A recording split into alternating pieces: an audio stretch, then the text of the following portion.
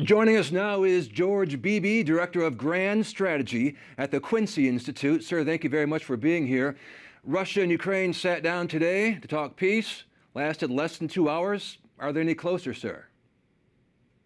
Well, I think they are closer. I think the fact that they sat down together and began a process is an important step forward. They certainly have a long way to go.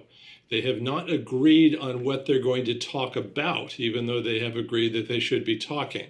The Ukrainians want to talk about a ceasefire, and that's all they want to talk about. They want some sort of breathing spell because they're under immense pressure on the battlefield. They want time to regroup and rearm and prepare their defenses. That's exactly what the Russians don't want to give them, because the Russians' leverage over the terms of a broader political settlement depend on their ability to put pressure on the Ukrainians on the battlefield. So the Russians want to talk about what the broad outlines of that political settlement are going to look like. So the two sides are very far apart on what they think the topic of these discussions ought to be.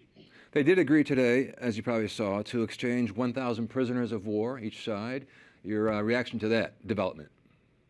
Well, I think that was a constructive step. I think both sides want to show the Trump administration that they're making progress, and that was something that they could all agree on. They each want their prisoners back. So that was, I think, a very pragmatic compromise. And it was, for the days leading up to this, the big question mark was, would Putin, Russia's Putin, show up? He did not show up. Did that surprise you?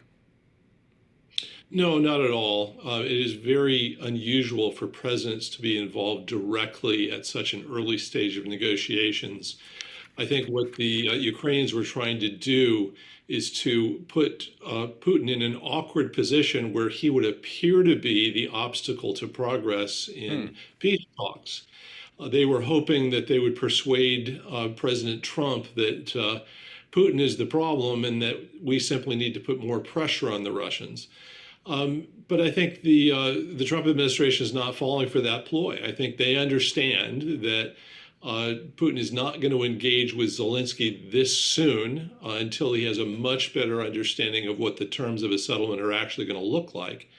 And I think he also wants to talk directly to the United States. I think many of the issues that are involved in this peace settlement are actually things that the United States is going to have to negotiate with Russia, not Ukraine. Things like the U.S. force posture in Europe, for example. Does a Trump-Putin meeting, is that what it's going to take to end this horrible, horrible conflict in Ukraine? Is that what it's ultimately going to take, a Trump-Putin summit, if you will? Well, I think that is a necessary ingredient. Yes, it's not by itself going to solve everything. The Ukrainians are going to have to engage on many issues. The Europeans are going to have to be involved in some ways too, because they need to lift economic sanctions of their own on Russia. And they're going to have to agree to a process that brings the Ukrainians into the European Union. The United States can't deliver that by itself. So a lot of pieces to this puzzle, but I think the Trump-Putin meeting is an enormously important part of it, yes. All right, 15 seconds.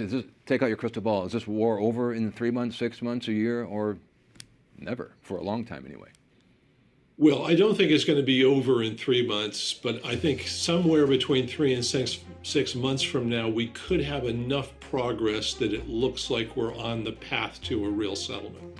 George Beebe, thank you very much for your time. Appreciate it, and have a good day, sir. Thank you.